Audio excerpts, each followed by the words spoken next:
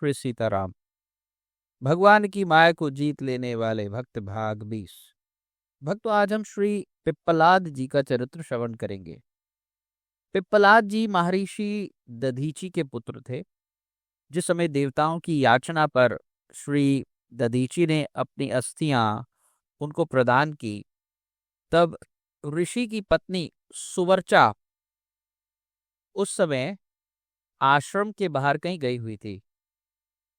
और जब वे आश्रम में आई और देवताओं की स्वार्थ परता से पति की मृत्यु का समाचार उन्होंने सुना, तो उन्हें बहुत ही दुख हुआ। उस पतिव्रता ने पति लोक को जाने का विचार किया और पवित्र लकड़ियों के द्वारा एक चिता को तैयार किया। उसी समय शिवजी की प्रेरणा से आकाशवाणी हुई कि हे प्राज्ञ, ऐसा साहस मत करो। तुम्हारे उदर में मुनि का तेज वर्तमान है। तुम उसे यत्नपूर्वक पहले उत्पन्न करो, पीछे तुम्हारी जैसी इच्छा हो वैसा करना, क्योंकि शास्त्र का ऐसा आदेश है कि गर्भवती स्त्री को सती नहीं होना चाहिए। उसे सुनकर वह मुनि पत्नी क्षण भर के लिए विस्मय में पड़ गई, परंतु उस सती साध्वी ने, सुवर्चा ने, पति लोक की प्राप्ति को ही अपना अभीष्ट माना और उसने उदर को विदीर्ण कर दिव्य स्वरूपधारी अपने पुत्र को पीपल के समीप रख दिया और स्वयं स्वामी में चित्त लगाकर अग्नि को प्रणाम कर चिता में प्रवेश किया और पति सहित दिव्य लोक को चली गई। पीपल के वृक्षों ने उस बालक का पालन किया, इसलिए आगे चलकर वह पिप्पलाद नाम से प्रसिद्ध हुआ। ये भगवान शिव के अंश से प्रादुर्भूत हुए थे।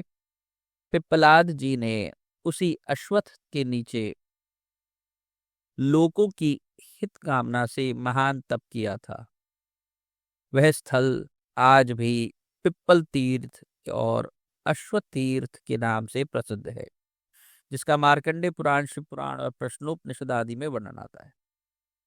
ऐसा वर्णन भी आता है कि भारद्वाज पुत्र सुकेशा शिवी कुमार सत्यकाम गर्ग गोत्रोत्पन्न सौर्यायणी कौशल देशीय आश्वलायन विदर्भ निवासी भार्गव और कत्य ऋषि के प्रपौत्र कबंदी, ये सभी के सभी परब्रह्म की खोज करते हुए हाथ में समिधा लेकर भगवान पिप्पलाद ऋषि के ही पास गए। तब पिप्पलाद जी ने उन लोगों को श्रद्धा पूर्वक ब्रह्मचर्य का पालन करते हुए तप करने को कहा। आपका ये कथन है, तेषा में वैश्य ब्रह्मलोको येषाम तपो ब्रह्मचर्यम येषु सत्यम प्रतिष्ठितम। ये प्रश्न उपनिषद में आता है, जिसका अर्थ ये है कि जिनमें तप और ब्रह्मचर्य है, जिनमें सत्य प्रतिष्ठित है, उन्हीं को ब्रह्मलोक मिलता है। भक्तों, बात तो सही है। आजकल जितने भी इंटरनेट पर या और भी कई जगहों पर साधन बन गए हैं, वो सभी साधन आपके ब्रह्मचर्य को नष्ट करने के लिए हैं। एक बार ब्रह्मचर्य नष्ट हो जाता है या उसकी आदत पड़ जाती है, तो उसके बाद उस देश का जो युवा वर्ग है वो भटक जाता है। जब तक उसकी नींद खुलती है, जब तक उसको होश आता है अपने जीवन में, तब तक उसके जीवन के बहुत महत्वपूर्ण वर्ष खो चुके होते हैं। दूसरी बात, झूठों का बड़बोला है, बोलबाला है, और झूठे लोग कहाँ से अ, उनकी वाहवाही जो होती है और उनको कहाँ से ऊपर वाले लोगों में प्रतिष्ठा मिलेगी। इसलिए पिप्पलाद जी की ये बातें, जो कि ब्रह्मचर्य और तप और सत्य के ऊपर जोर देती हैं, इन तीनों को जो पालन करता है, पिप्पलाद जी कहते हैं, उन्हीं को ब्रह्मलोक मिलता है।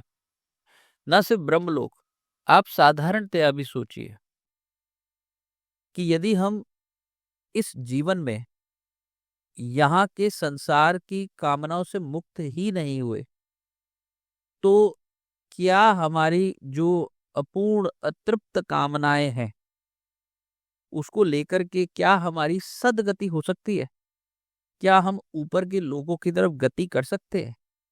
मुझे नहीं लगता। आपकी अगर काम वासना बाकी है, तो आपको स्वर्ग आदि में कोई नहीं देखना पसंद करेगा। आपके अंदर यदि ब्रह्मचर्य की तरफ रुझान नहीं है, तो आप लोगों को, ऊंचे लोगों की या हम लोगों को या अन्य लोगों को, जो कोई भी ऐसे पथ पर चलता हो, उसको ऊंचे लोगों की प्राप्ति नहीं हो सकती है।